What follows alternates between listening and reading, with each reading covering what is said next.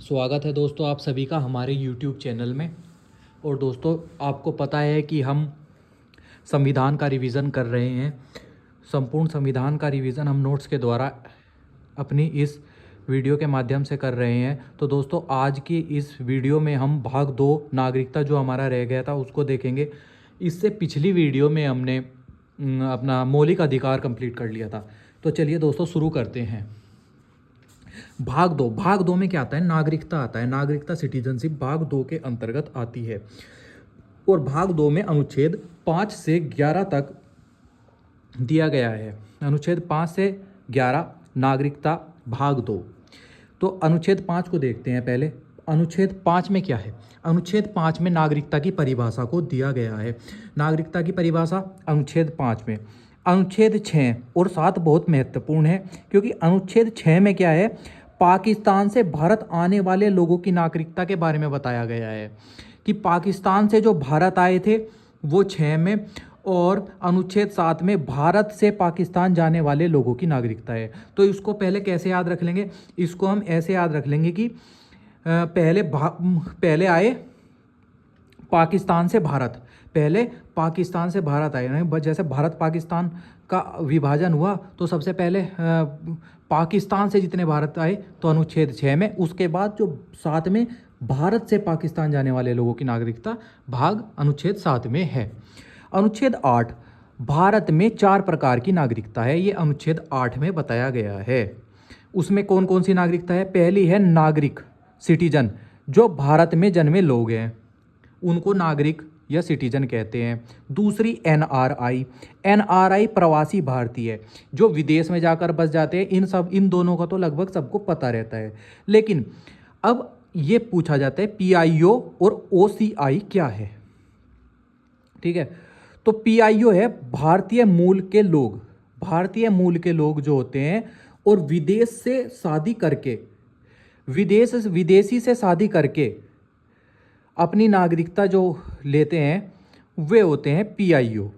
और ओसीआई जो भारत के ओवरसीज नागरिक हैं, जो दोनों देशों की नागरिकता हो, जिन पर दोनों देशों की नागरिकता हो, यानी कि यहाँ से जाकर कहीं दूसरे देश में बस जाते हैं और वहाँ की नागरिकता लेते हैं और उन पर दोनों देश की नागरिकता होती है, उन्हें विदाउट वीज़ा एंट्री हो जाती है। ठीक है, तो ये विदेशी से शादी कर लिया, ठीक है, तो वो क्या हो गया?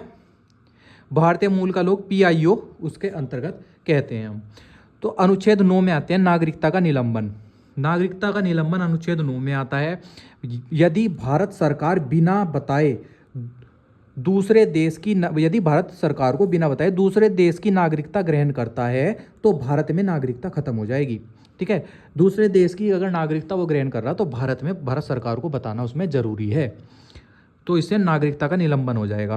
किसमें? अनुच्छेद 9 में। अनुच्छेद 10 नागरिकता का अधिकार, मतलब नागरिकता का अधिकार अनुच्छेद 10 में आता है। और अनुच्छेद 11 बहुत महत्वपूर्ण है कि संसद को अधिकार है कि वह नागरिकता के कानून में संशोधन कर सकती है। तो नागरिकता के कानून में जो संशोधन कर सकती है वो सिर्फ संसद कर सकती है। कौन कर सकती है? संसद कर सकती है। चलिए, अब नागरिकता के बारे में थोड़ी सी महत्वपूर्ण बातें हम देख लेंगे, क्या क्या हैं वो देखते हैं। कि भारतीय नागरिकता प्राप्त करने के 5 तरीके हैं। कौन कौन से 5 तरीके हैं? कि जन्म से नागरिकता। जन्म से नागरिकता का मतलब 26 जनवरी 1950 के बाद जो उसका जन्म भारत में हुआ होगा तो उसे जन्म से नागरिकता मिली हुई है। वंशानुगत नागरिकता, विदेश में जन्मे किंतु पिता भारतीय हैं, उसके पिता भारतीय हैं, विदेश में भी जन्मा हुआ है लेकिन उसका पिता भारतीय होना चाहिए, दादा भारतीय होना चाहिए, तो उसे हमारे भारत की नागरिकता मिल जाएगी, और जन्मा चाहे वो विदेश में जाके। पंजीकरण से नागरिकता, पंजीकरण के मतलब है कि 6 महीने से अधिक अगर भारत में निवास कर रहा अच्छा व्यक्ति है, उस पर कोई क्राइम रिकॉर्ड नहीं है, तो उसे पंजीकरण से नागरिकता मिल जाएगी। प्राकृतिक नागरिकता, प्राकृतिक नागरिकता क्या है? ये भी इसी में ही आता है। प्राकृतिक नागरिकता भी इसी में ही आता है। और विलय से नागरिकता क्या हुआ? कि कोई भी, हमने जैसे 1955 में भारतीय नागरिकता अधिनियम हुआ था, तो उसमें विलय कर रहे हैं हम किसी राज्य का दूसरे राज्य में, समझिए, बाहर से कोई विलय हो रहा तो उससे जो नागरिकता हमें मिल रही वो नागरिकता उससे हो जाएगी। तुम्हारा एक तरीका ये भी है। अब नागरिकता से निलंबन, नागरिकता कब निलंबित हो जाएगी तुम्हारी, कब नागरिकता रद्द हो जाएगी? सबसे पहला परित्याग, अगर तुम खुद देश छोड़ दो तो उसका परित्याग कर दो तो नागरिकता का परित्याग, नागरिकता निलंबित हो जाएगी। सरकार द्वारा निलंबन, सरकार को बिना बताए दूसरे देश की नागरिकता ले ली तो तुम्हारी नागरिकता खत्म हो जाएगी।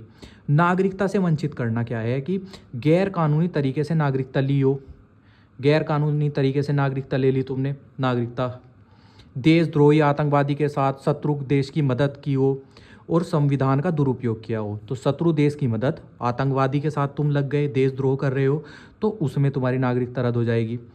और बैंक करप्ट हो गए, दिवालिया हो गए तुम, तब तुम्हारी नागरिकता हो सकती है रद्द।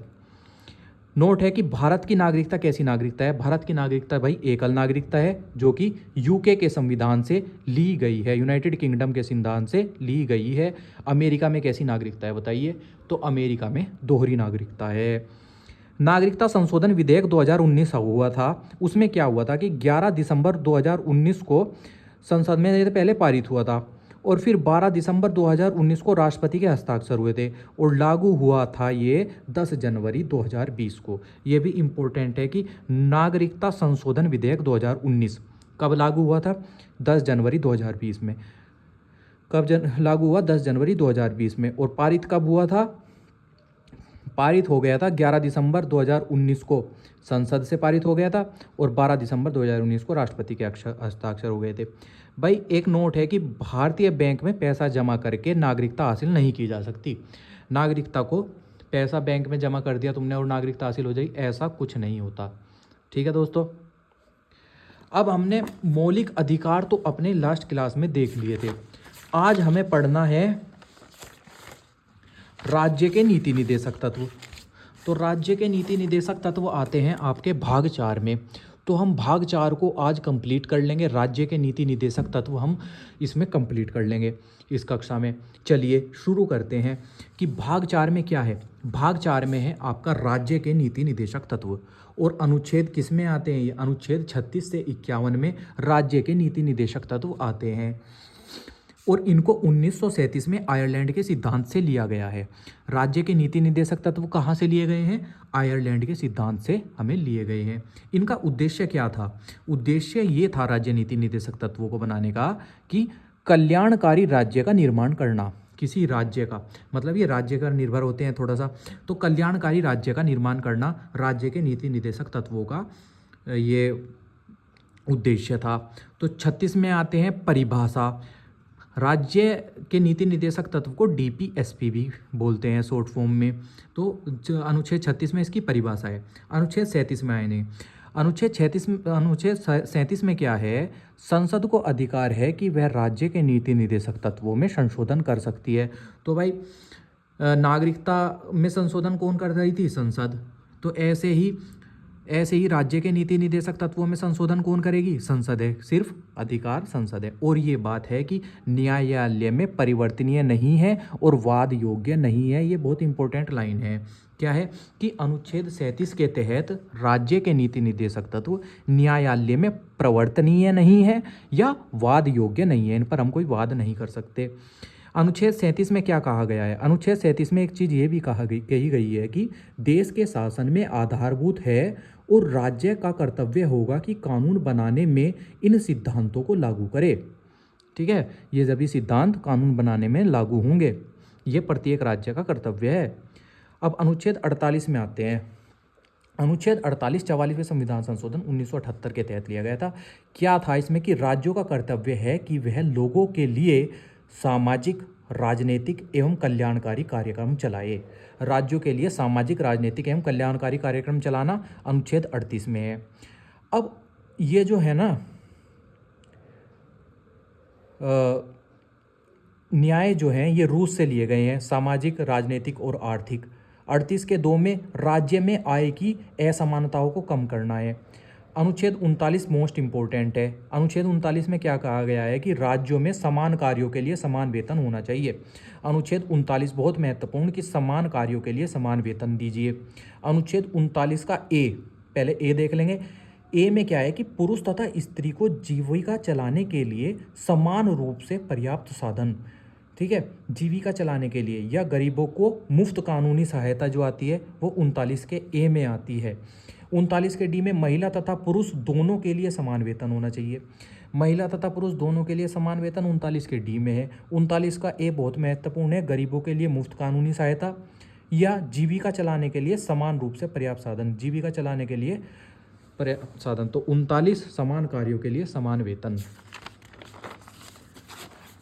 अब आते हैं अनुच्छेद 39 के बी पर।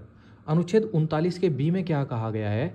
अनुच्छेद 39 के बी में ये कहा गया है कि किसी समुदाय के भौतिक संसाधनों का स्वामित्व व नियंत्रण करना। कोई भी समुदाय है उसके भौतिक संसाधनों के स्वामित्व का नियंत्रण करना 39 के बी में है। इतना इम्पोर्टेंट नहीं है। 39 का सी, कुछ हाथों में धन संकेंद्रण को रोकने का प्रावधान। 39 का डी, समान कार्यों के लिए समान वेतन। ठीक है। अनुच्छेद 40 सबसे ज़्यादा महत्वपूर्ण है कि प्रत्येक राज्य में पंचायती राज का प्रावधान होगा। पंचायती राज अनुच्छेद 40 से रिलेटेड है और LM सिंघवी समिति के अनुशंसा पर पंचायती राज को लिया गया था। अनुच्छेद 39 में एक चीज़ और है कि धन और उत्पादन के साधनों को जमा करने पर रोक है। धन और उत्पादन के साधनों को जमा करने पर रोक है। अनुच्छेद 41, कुछ दशाओं में काम, शिक्षा, लोक सहायता पाने का अधिकार। काम, शिक्षा और लोक शिक्षा पाने का अधिकार है सबको अनुच्छेद 41 के तहत। अनुच्छेद 42, कार्य करने की न्याय संगत एवं मानवीय दशाएं। कार्य करने की न्याय संगत एवं मानवीय दशाएं। एक दिन में मतलब 8 घंटे काम करना है। वेतन जो मतलब मजदूरी है 8 घंटे की होगी। राज्य मातृत्व राहत के लिए प्रावधान करेगा। ठीक है। अनुच्छेद 43, ग्रामीण क्षेत्रों में कुटीर उद्योग को बढ़ावा देने के लिए है। अनुच्छेद 43 बहुत इंपॉर्टेंट है, कुटीर उद्योग के लिए है। कर्मकारों के लिए निर्वाह मजदूरी न्यूनतम होनी चाहिए और कुछ ना कुछ मजदूरी होनी चाहिए। मतलब अनुच्छेद 43 के कै की बात करेंगे कि श्रमिकों और कामगारों की भागीदारी। श्रमिकों और कामगारों की भागीदारी या भाग लेना राज्य का कर्तव्य है। जैसे कि वो चलता है तुम्हारा गांव में मजदूर का people's union for democratic rights बनाम भारत संघ, ये न्यूनतम मजदूरी, निर्वाह न्यूनतम मजदूरी का एक वाद है। अब देखते हैं भारत में सीमांत यानी मार्जिनल कामगार मजदूर ऐसा व्यक्ति है जो 1 वर्ष में 6 माह से कम कार्य करता है। ये भी एक प्रश्न आता है कि सीमांत मजदूर किसे कहते हैं? सीमांत मजदूर से किसे कहते हैं? सीमांत मजदूर वे होते हैं जो महीने में साल में 6 महीने काम करते हैं और 6 महीने छुट्टी पर रहते हैं, उन्हें सीमांत मजदूर कहते हैं। अनुच्छेद 44, समान नागरिक संहिता बहुत इंपॉर्टेंट है। समान नागरिक संहिता, ठीक है, और प्रत्येक धर्म के लोग के लिए एक समान न्याय, तो समान नागरिक संहिता अनुच्छेद 44 में है। अनुच्छेद 45, 6 वर्ष से कम आयु के बच्चों के लिए शिक्षा व्यवस्था करना तथा शुरुआती देखभाल करना, ये 6 वर्ष से कम आयु के बच्चे के लिए है अनुच्छेद 45। पहले अनुच्छेद 45 में 6 से 14 वर्ष की शिक्षा के प्रावधान था, लेकिन फिर 86वां संविधान संशोधन हुआ 2002 में और अब क्या किया उन्होंने, अनुच्छेद 21 के कै में इसको मूलभूत अधिकार बना दिया गया था। अब इसको इन्होंने मूलभूत अधिकार बना दिया। तो अब क्या है, अनुच्छेद 45 में सिर्फ 6 वर्ष से कम आयु के बच्चे के लिए है और 6 से 14 वर्ष के आयु के बच्चे के लिए किस में है? अब अनुच्छेद 21 के कै में है। ठीक है। अनुच्छेद 46, SC ST का आर्थिक एवं शैक्षणिक विकास। SC ST अनुसूचित जनजाति एवं, ठीक है, के लिए आर्थिक एवं शैक्षणिक विकास। अनुच्छेद 47 की बात करेंगे, पोषाहार स्तर पर जीवन स्तर ऊंचा करने के लिए किसी भी खाद्य या पेय पदार्थ पर प्रतिबंध। समझ गए? कोई भी मतलब जो पोषण कर रहा ना तुम्हारा, मतलब पोषाहार जो खाद्य तुम्हारे लिए हानिकारक है उस पर प्रतिबंध। और अनुच्छेद 47 के ए में क्या है कि पालतू पशु की बलि पर प्रतिबंध है। बलि पर प्रतिबंध 47 के ए में है, गो हत्या पर। ठीक है। अनुच्छेद 48, कृषि एवं पशुपालन संगठन कृषि एवं पशुपालन संगठन किस में है? अनुच्छेद 48 में है। और 48 का ए मोस्ट इम्पोर्टेंट है, इसमें क्या आता है? पर्यावरण का संरक्षण एवं संवर्धन। पर्यावरण संरक्षण 48 के ए में आता है। 49 अनुच्छेद 49 में राष्ट्रीय महत्व के स्मारकों की सुरक्षा। जितने भी राष्ट्रीय स्मारक हैं, ताजमहल, लाल किला, इनकी सुरक्षा अनुच्छेद 49 में आती है। अनुच्छेद 48 का इम्पोर्टेंट है पर्यावरण संरक्षण, कृषि एवं पशुपालन संगठन है। और अनुच्छेद 47 में गो हत्या जैसे बलि दी जाती है उनका। अनुसूचित जाति एवं जनजाति के शैक्षणिक विकास के लिए अनुच्छेद 46 है। 45 की बात करें तो 6 से कम आयु के बच्चों के लिए है। 6 से 14 वर्ष के आयु के लिए 21 के क्या में था? अनुच्छेद 44 समान नागरिक संहिता। अब देखते हैं अनुच्छेद 50 को। अनुच्छेद 50 में क्या है? कार्यपालिका से न्यायपालिका का पृथक्करण करना या अलग करना। ये बहुत महत्वपूर्ण है। अनुच्छेद 50 कार्यपालिका से न्यायपालिका का पृथक करना, यानी कि कार्यपालिका से न्यायपालिका की शक्ति का अलग करना, मतलब ये जो है ये अनुच्छेद 50 में है। अनुच्छेद 51 भी इम्पोर्टेंट है, अंतर्राष्ट्रीय शांति और सुरक्षा बनाए रखने के लिए। अंतर्राष्ट्रीय शांति एवं सुरक्षा के लिए अनुच्छेद 51 है। थोड़े से इम्पोर्टेंट इसमें नोट हैं, जैसे कि डॉक्टर भीमराव अंबेडकर के द्वारा भाग 4 को क्या कहा गया? डॉक्टर भीमराव अंबेडकर ने भाग 4 को कहा भारतीय संविधान की अनूठी विशेषताएं। भाग 3 को भी इन्होंने कुछ कहा, और इन्होंने क्या नाम उसको अनुच्छेद 32 को भी कुछ कहा। तो इसके बारे में आपको पता होना चाहिए। सभा में इन्होंने क्या कहा कि एक सरकार जो बहुमत पर टिकी हुई है वह नीति निर्देशक तत्वों को शायद ही अनदेखा करे। ग्रेविनल ऑस्टिन हुए, इन्होंने निर्देशक तत्वों तथा मौलिक अधिकारों को संविधान की आत्मा कहा। MC चांगला हुए, MC चांगला ने यदि किसी निर्देशक तत्वों का सही ढंग से पालन हो तो हमारा देश इस धरा पर स्वर्ग है, ये MC चांगला ने कहा। KT साहा ने क्या कहा कि निर्देशक सिद्धांत एक ऐसा चेक है जो बैंक के सुविधानुसार अदा किया जा सकता है। तो चेक किसने बताया? KT साहा ने। बंधुआ मजदूर अधिनियम, बंधुआ मजदूर अधिनियम 1976 में पारित हुआ था। बंधुआ मजदूर अधिनियम 1976 में पारित हुआ था।